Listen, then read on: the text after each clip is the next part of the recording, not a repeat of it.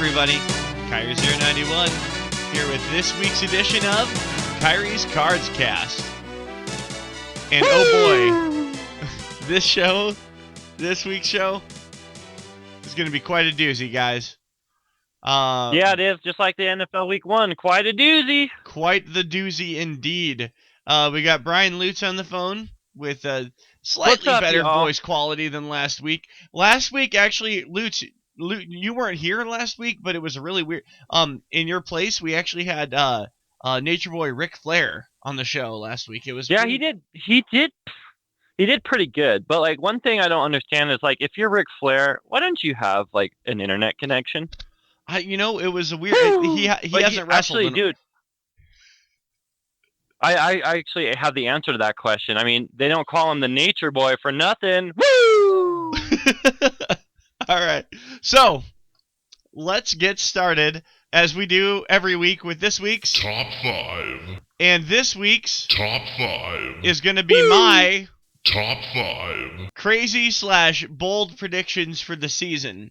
The things that I am going to predict right now that I don't necessarily know if it's going to happen, but I think it's possible, and I'm going to get Lutz hasn't heard these yet, so he's going to react to them for you in real time. And they're going to go in order of like least crazy to like most crazy. So I like it. Number 5, the 49ers will not be god-awful. Man, that's not even that bold, dude. I made that prediction before the freaking game where they won the game. Okay. Number 4. Okay, sorry, go. Number 4. The Cardinals will win the NFC West. Kind of bold, but I mean, not crazy. Number 3. Carson Palmer will throw for 5,000 yards. Okay. It's starting to get thick, isn't it? It's starting to get thick. This is number 3? Yeah. Oh, shit. What's number 1? He'll throw for 10,000 yards? No. Number 2, the Buffalo Bills will win the AFC East. Good one, right? You want me to say something about that? Sure, yeah. Here, I'll say something about that. Woo! Okay. Number 1, crazy bold prediction is the Indianapolis Colts will not win the AFC South. I know it's crazy. That's the idea. Can I throw out a stat real quick that I just learned about that team? Andrew Luck has had 55 starts with the Indianapolis Colts. Only one of those starts has the team amassed more than 1,000 rushing yards. Did you realize they were that one-dimensional? I had no idea. Honestly, no idea. So there's not like it's no small wonder that by the time they get to the playoffs and they play real good system game planning teams, they just get demolished. That makes sense. Their divisional opponents have been so flimsy. You know what I mean? Yeah, that they can't even do anything against the one-dimensional offense. I mean, if your one dimension is like hyper-powered, then you're going to do a lot, but still, when you hit a Patriots or somebody that really knows how to game plan for that, they shut down that pass, and like there's nothing else they can do. And what did they do to address it? Brought in Frank Gore. Well, with regards to my number 2 crazy bold prediction about the Bills winning the AFC East, the Bills already beat the Colts, and they play the Patriots this week. So, like, if the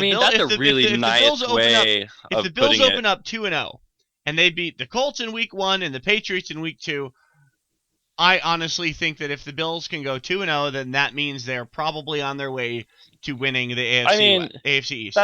That's not just a 2-0 though. I mean, if they beat the Patriots as part of those two, I think a lot of people start being like, okay, they beat their main opponent, so they're in great shape to actually win that division. Which would be a big deal for Rex Ryan to beat the Patriots, wouldn't it? Dude, saying that they beat the Colts is a really nice way of putting that blowout, dude. That was an embarrassment to Indianapolis. Yeah, it was. Okay, so Tyrod Taylor. Oh man, we're done. We're done with this week's Top 5, and now we're gonna move on to the looking back at the Saints game. And I'll tell you what, I know very well what happened at the Saints game because I was there. We were there. I was there. Lutz was there. It was awesome. We were both there. A lot of people were I was there. There's a couple other people I think showed up. Yeah, we weren't the only ones there. Turns out. Offense looked pretty decent. And everybody is saying that Patrick Peterson looked pretty good. I don't know. That's not what I walked away from. I mean, he wasn't terrible, and I guess I don't remember him getting beat on every play. So if that means he looked good, then I guess he looked good. Just to kind of put it into perspective a little bit, people are talking about Brandon Cook on the Saints like a John Brown plus. So like maybe even like an Antonio Brown, like getting up into that kind of territory. Not quite Antonio Brown status, but still, it's just like this guy could have lit us the fuck up. And just considering that he basically had one actual catch for like 30 yards, everything else was pretty much contained. Now, I mean, like honestly, what more could you really ask for? Okay, but they didn't give up any touchdowns. Remember, the Cardinals are a bend and not break defense. They give up the slants and shit.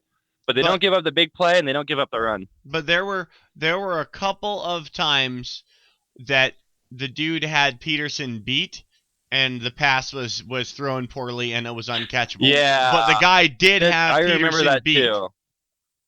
So like if Breeze had put the pass on his receiver, the guy would have been clear for a touchdown because he had beaten the only person that was covering him, and there was nobody else ahead of him. I mean, obviously, maybe the poor throw. Peterson could see the throw was poor, so he eased up on the gas a little bit or something. I don't know, but I can tell you there were times when the pass was uncatchable, but the dude had beaten Peterson, so it didn't matter.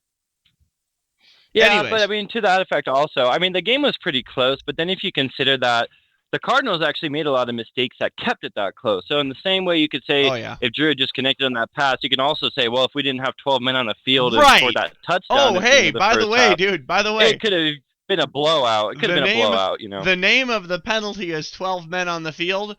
The actual violation we committed was 13 men on the field. So they're like, we don't even have a penalty to express how bad you fucked up. We'll just call it 12. What had happened was we switched personnel groups because we thought they were going for. I didn't even know this until after the game. We thought they were going to go for a field goal, so we brought out like the field goal blocking crew, and then we realized, oh, they're going to punt it. So we tried to like switch to the punt crew, but a couple of the field goal guys like didn't get that they were supposed to leave the field and stayed out there. That's what happened. So I mean that has to be that better be the sloppiest mistake we make all year, because if we top that, seriously. So no, you know that's going to get taken care of, dude. That won't happen again. No, this of course season. not. That was I'm saying that something thing. like that better not ever happen. Thank goodness it happened week 1 against a beatable Saints team, because week 17 against like Seattle or whoever we're playing week 17 is not going to be. We won't win the game if we make that mistake again. Oh, right. There's zero tolerance for error in those upcoming games. But I want to keep stressing that this Saints team is better than last year's Saints team. We did not beat the 2014 Saints. And by the end of the season, I think everybody will see that these 2015 Saints aren't a joke. Now, whether they take the Falcons out or not, I don't know. But they're not going to be abysmal like last year. That's a tall order. This is a good win. I agree. Okay, let's keep talking about it then. Coop looked good. Watford looked good. I was impressed with Jonathan Cooper. I feel like you know what? The fact that there isn't much to say about him indicates how well he played. Because if he was getting beat on every down, we would have a lot to say about Jonathan Cooper. And the fact that I really don't have much to say about him tells me he did his job.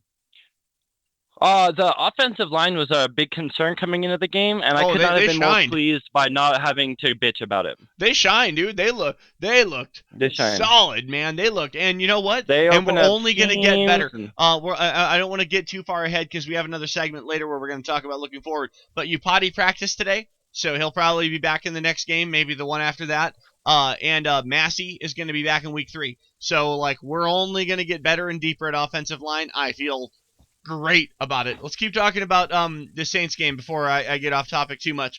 Fitz lives, baby. Fitz lives. I mean, you can say that Fitz maybe was the most impactful player. I mean, the numbers won't show that, but you were there. Yeah. When Fitz was making those plays, dude, the freaking dome blew off, dude, and it just energized that team. It did. And that's the thing that Fitz does, like nobody else, is when Fitz catches the ball, the place erupts. I mean, obviously, when anybody makes a big catch, the place erupts. But like Fitz only has to get like a first down to drive the crowd wild. Anyone else probably has to get a TD or something. Floyd played in a little bit at the beginning, caught one pass, looked like he's on his way back. Another thing I thought was cool, Carson Palmer threw for 3 touchdowns, as you know. He threw one to a wide receiver, one to a tight end, and one to a running back. So he had all 3 of the positions for his touchdown passes, which I thought was awesome. We were warning you guys. We were warning everybody about this too, man. The offensive the Cardinals is not the same. We scored over 30 points. Now, granted, it was against a depleted Saints secondary, but that wasn't all it took last season. We didn't score over 30 points last season. Even against bad teams, we weren't dropping 30. Yeah, exactly. Our offense just couldn't click well enough to even complete the plays. So we're looking good, man. Dude. And we have a tight end. This was my biggest takeaway offensively. Yeah. We have a real tight end, dude. We have a dude like Darren Fells that can catch crazy passes, and he even wears 87. That's great.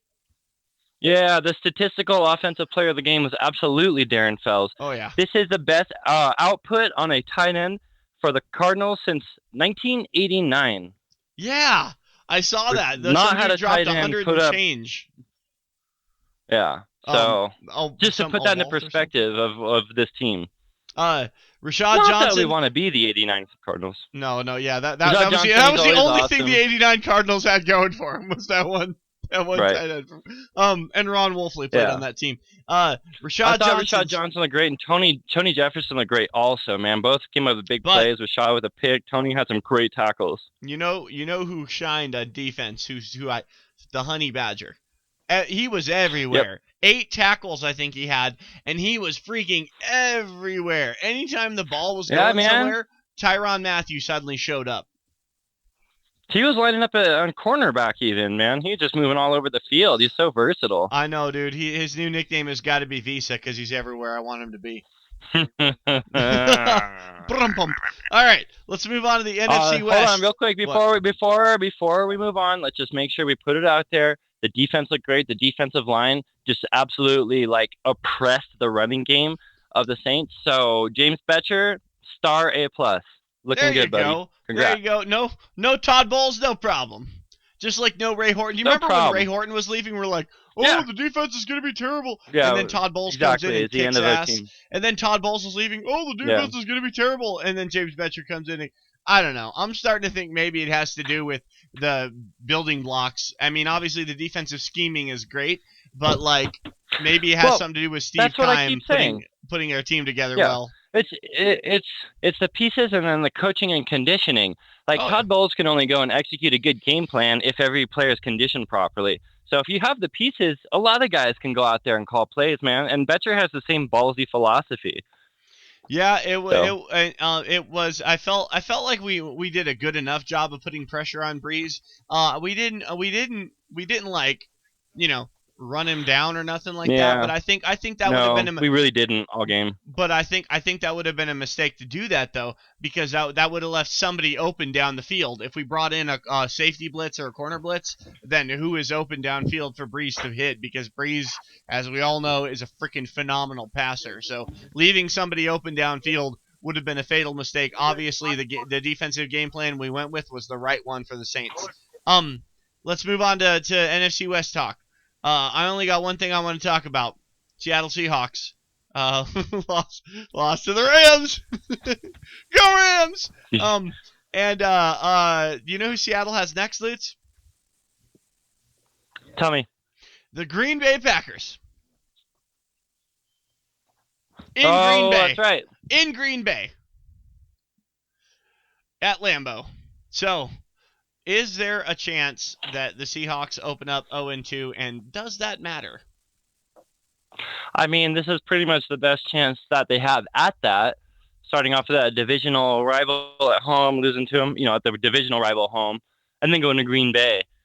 So, yeah, I mean, Green Bay almost beat them in Seattle. So, I think up in Lambeau, I'll give it to the Packers. Okay. Now, does it... Okay. You can point to scenarios where 0-2 teams go on to make the playoffs. It happens. But for every one time an 0-2 team goes on to make the playoffs, there's 7 other instances where an 0-2 team does not. So opening up 0-2 I mean, you can find all the examples you want, but usually 0-2 teams don't then go on to make the playoffs in any capacity. Obviously, there's no guarantee that maybe they open up 0-2 and then go on a 14-game run and finish the season 14-2. Not very likely, but I guess it could happen. So do you feel like 0-2 is a foregone conclusion? Maybe it's time to stop acting like Seattle's all that. I think if Seattle opens up 0-2, that will be. I think the discussion will change about that team. Going into this season, I think people actually thought the Seahawks got better, and I know that I had like a hater. You can take it with a grain of salty attitude about the Seahawks, and that I always want them to not be as hyped as they are. But I've been the main guy parroting that I did not think Graham was the acquisition everybody thought it was going to be, because you can go ahead and pretend that Russell Wilson's like a pocket passer. Great. Go, please. Yeah, please you remember, build your team around that remember when they philosophy. brought in star receiver Percy Harvin for him to throw the ball to? Yeah, man, because Percy Harvin's actually a good receiver, Percy Harvin's but a everybody great blamed receiver. him. He's up there. Everybody blamed him. It's just like, okay, you got Ricardo Lockett. Yeah, he looked great. Tyler Lockett, caught a pass. That's pretty cool. But like Jimmy Graham, dude, like he can't block for Marshawn Lynch, and if he does, he's on IR. Like I don't care about that guy. They got rid of Max Unger, so like go for it. And go for it, Seahawks. It's not your identity. That's why you lost the Super Bowl. Do you think that Cam's holdout, obviously it may have just cost the Seahawks a divisional win, a win against a divisional team, which could be a factor in whether or not it could be a tiebreaker. You see what I mean? It could be a losing tiebreaker. That Cam Chancellor holdout, after all said and done, this whole season, you could almost look at that first week game loss and say that was it. Yeah, if Cam had been on the field, maybe one or two plays go a different way. Seattle wins that game, and then they hold the tiebreaker over Arizona or whoever it is they're competing with for the NFC West title. All right, we got to move on because we're running a little bit long here. All right, let's go. We got a lot of other stuff to talk about. That's right. Fuck the Seahawks. Woo!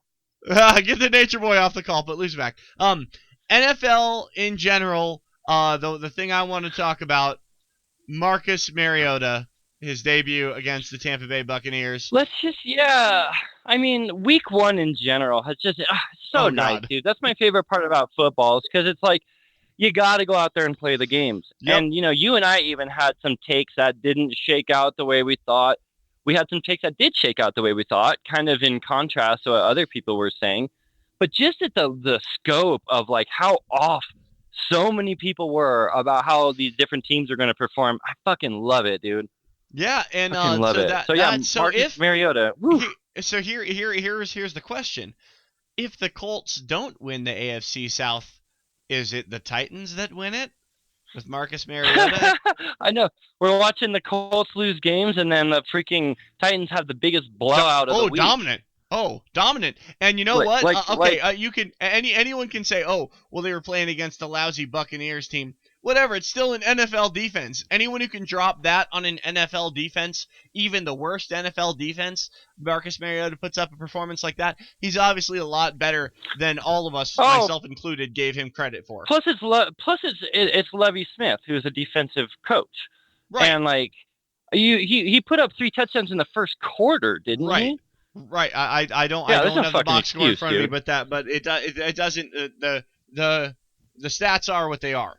And any quarterback who can do that to an NFL defense obviously is something spectacular, a lot more than we gave him credit for. It's not just any quarterback. It's his first game ever in the NFL regular season. And with no real discernible pieces around him, so to speak. Yeah, no, well, not certainly the expectations were much lower for him than for Jameis Winston. If Jameis Winston had dropped if the score had been reversed, the stats had been reversed, we'd be talking about Jameis Winston must be the next Dan Marino or something like that. You know what I mean? Yeah, and I was saying things similar to that. I didn't buy into Mariota. I bought into Winston fully. And, I don't think that has necessarily changed with Winston. I still think he will probably be a fabulous quarterback. He's probably taking a more normal path to that, not just to come out the door swinging, but Mariota, I mean, what can I say now, dude? Like, the guy looked amazing. Yeah, So, yeah, good luck, he's buddy. gonna have to do something lousy to convince me my original prediction about Mariota was correct. So And what the a cool, like, what a cool game to have week 1, man. The freaking Bucks versus the Titans. oh, I Thank you, know, and you NFL know what? gods. Like normally Bucks versus Titans is not a game I'd give two fricks about, but like Winston versus I know. Mariota, what a cool. How did man you could not have scripted that matchup better. Number 1 I overall know. versus That number was so 2 great. overall, beautiful, man. Anyways, the other thing I want to say about that division before we wrap up our NFL and general talk is the Texans have announced that they're going to start Ryan Mallett next week, not Brian Hoyer. No more Hoyer the Destroyer. Oh, oh, oh. Interesting. I know. Interesting. I did not.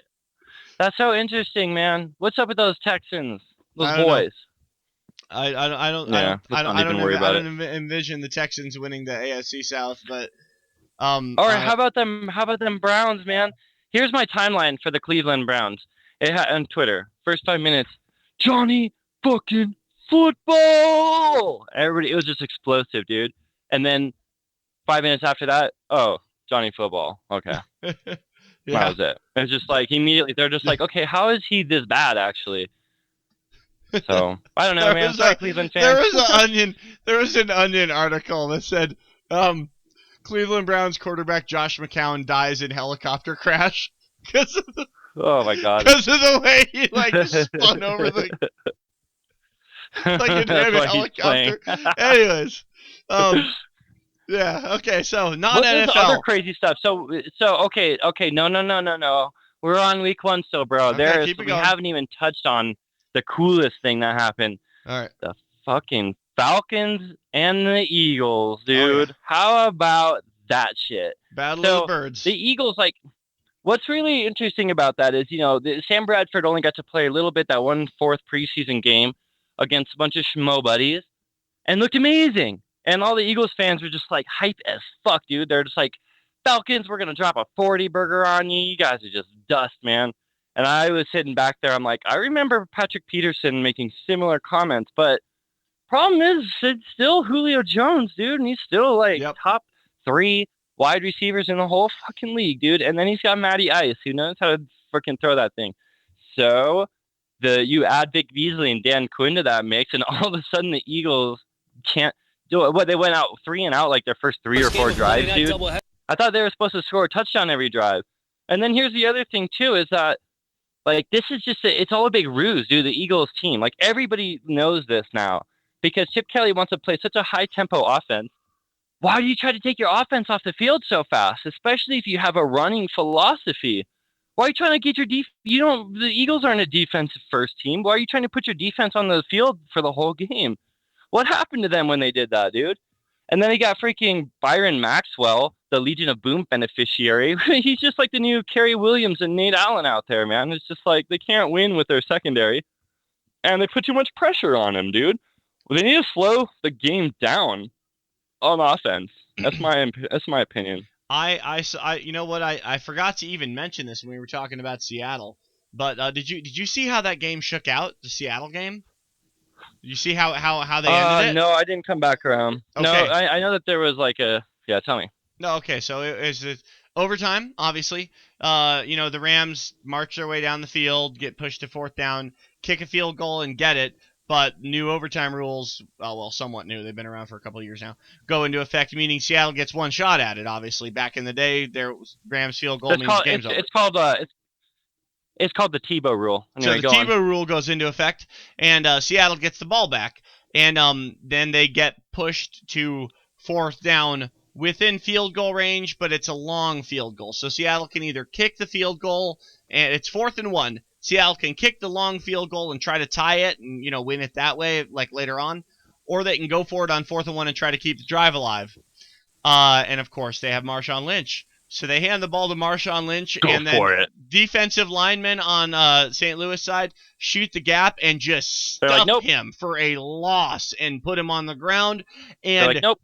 Marshawn Lynch's mother tweeted that, posted on Facebook that the only reason they ran that play was for Super Bowl vindication to say like, see, this is why we didn't give it to Marshawn Lynch in the Super Bowl. You guys wanted us to give it to Lynch, Right. and this is what happens when we give it to Lynch in crunch time. So like his own mother got on there talking about that's the only reason that the offensive play caller gave it to Lynch was just to like because he knew that Lynch would fail. I don't know. I'm not sure what she was trying to say, but with that one. but the Rams line is the strength on that defense. Yeah. And then it's the opposite for the freaking Patriots, dude. I'd like Malcolm Butler, who is totally overrated. Well, but they Vince also had Wilfork was there freaking last year, Darrelle wasn't he? Revis. And Vince Wilfork, Darrelle Revis. You know, so it's just like their secondary was the strength on the freaking Patriots. So there was the exact opposite play call that you would expect in both situations. Right, and But yeah, I I don't see Seattle's got a good enough kicker. I mean, when you have a quarterback like Russell Wilson, you have to have someone that can kick field goals. So that was me saying Russell Wilson sucks. Yeah. I'm surprised they didn't go for the tie and then just count on their defense to get the ball back and go for the game-winning field goal because the next field goal wins it. If St. Louis gets a field goal, Seattle gets a field goal, then at that point it's just sudden death. Whoever gets points next wins the game. Yep. So I'm surprised that wasn't the route that they went, was just the tie. But hey, whatever. I don't know. Man, to Marshawn Lynch's mom, they did not intentionally lose the game to prove a point. Okay. All right. Okay.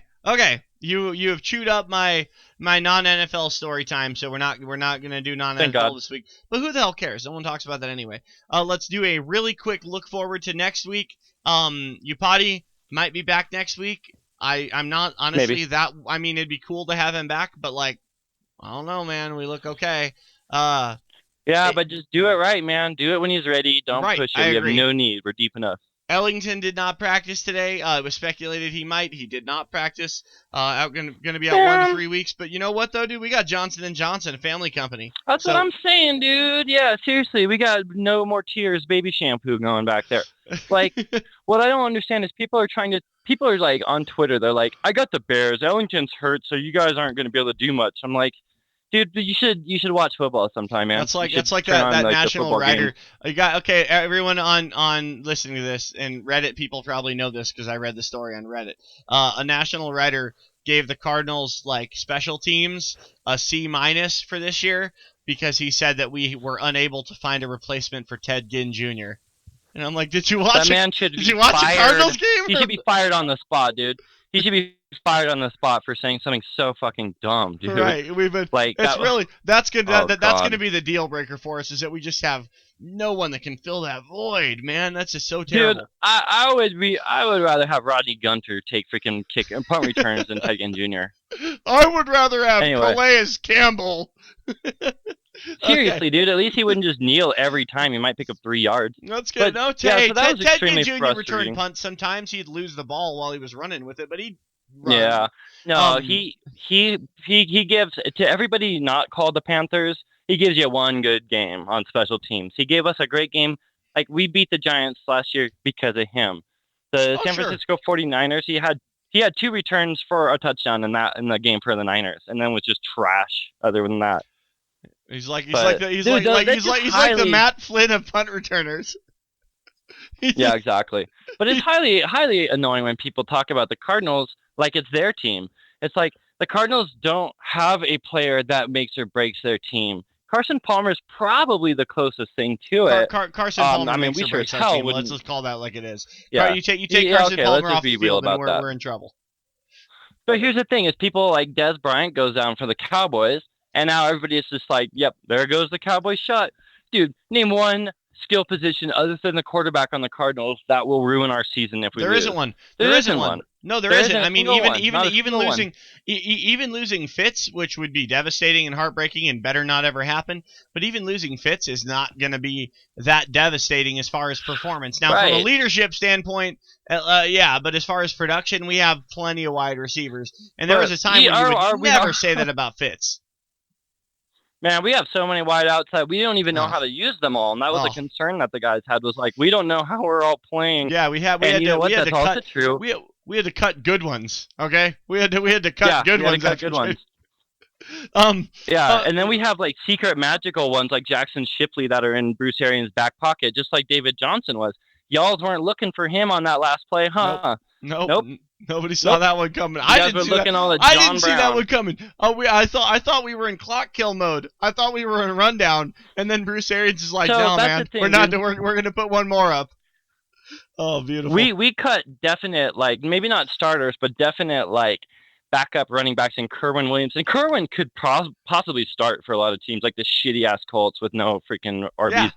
And like, and Marion Grice, dude, we cut these guys and they're fucking amazing. Yeah. And all of our running backs were like, we're not really sure how we're all going to play because there's so many of us. So to hear people say losing Andre Ellington is why we're going to lose to the Chicago fucking Bears, dude, get real, you guys. I'll be talking to you on Sunday. If we do, we're running way over on time here, so we got to move on. But if we do lose to the Bears, it's going to be because Matt Forte and Jay Cutler decide to get their shit together. If we lose to the Bears, I have a feeling that's why. No, Matt Forte can run. Matt Forte can run the slant like no one else, dude. So if it's slants that are killing us, Matt Forte can kill us.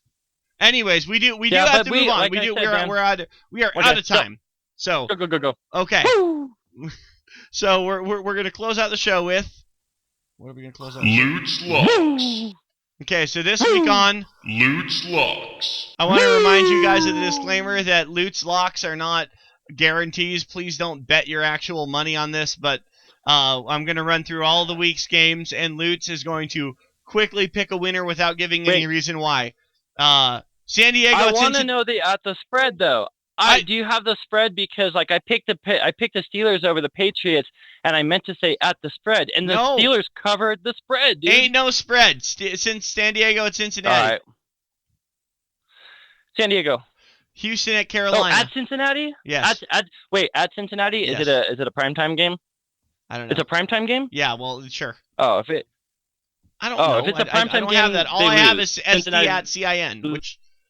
Okay. CIN. Okay. Yeah, Houston at Carolina.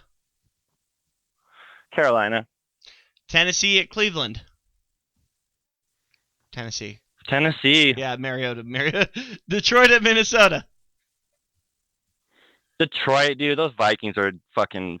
They're a lie, dude. They're a lie. Tampa Bay at New Orleans. Please, Tampa Bay, but New Orleans. New Orleans is gonna win that. Atlanta at New York Giants. Oh, we got the Falcons. Niners at Steelers. In Pittsburgh. I'm going Niners, bro. Okay. Give me the Niners. This one's fun. St. Louis at Washington. We got the Rams, dude. St. Louis, yeah, dude. Miami at Jacksonville. You gotta give me the Dolphins. It's gotta be, right? Baltimore at Oakland. You gotta give me the faggy Ravens, dude. The Raiders did not look as good as they should have. I agree. They okay. I don't know why. I don't know how you can say the Raiders should have looked like anything, but I just felt like they should have been better. This one has implications. Dallas at Philly. We got the Eagles, bro. Eagles gonna do that. All right, another game with some implications. Seattle at Green Bay. We got the Packers. All right, New York Jets at Colts, Indianapolis. Give me the Jets. Please do it, Jets. Actually, you know what? No, give me the Jets. They got a solid secondary, man. That would be a sight to see. Denver at Kansas City. Well, real quick, just to back up to that, Todd Bowles has experience with that organization, so. Okay. Anyway, I don't know but he just knows Bruce Arians and they talk to some. But Denver at what Kansas was that other City. one? Kansas City? Oh, give me them Chiefs. I got the Chiefs on that one too. This one is really interesting. New England at Buffalo. I'm gonna pick those goddamn Bills to win. Yeah, me too. And finally, go win that game, Bills. Close the show by giving us Lutz locks on Arizona at Chicago. Guys, this is a straight up lock. Pick Arizona and take the over because they're gonna put up 90 points almost, maybe. Aren't you They'll cover the over to be by at that themselves. game? And Lutz is going to be in Chicago at Soldier Field for that game. So I'm gonna rocking his jersey, Honey and if you guys Badger don't hear jersey. me, Got my Honey Badger jersey. You guys don't hear from me next week. It means I died. Look for him in the stands. Getting Look kicked. for me No, in the I stands. should make I'll a be the joke only about red that. jersey. All right, guys. So, hey, can I just point? Are we done? Can I No, point out say one something. thing real quick before we go? Yes. I hate Des Bryant. I fucking hate that guy so much. I don't know why he is. I mean, is he really that good? Is he? And like, here's the other thing that I hate about it: is he isn't like to me a top 3, but he's talked about like he's the best one. And then they lose him for the season, and they're like, our season's over, and that's why you suck, Cowboys, because you lose a skill position player who's not your quarterback, and your season's over. So you guys are a shitty ass. You don't belong anywhere near the Super Bowl. We'll take care. We'll take care of that. They still have Jason Witten. We really have to go. We're way the hell over. Have a good day, everyone. Jason we'll talk Witten, like, who tipped up the. All right, yeah, he tipped up a nice interception during that game. It's awesome. I saw. Okay, we'll talk to you guys next week. Okay. Bye. Go Cardinals!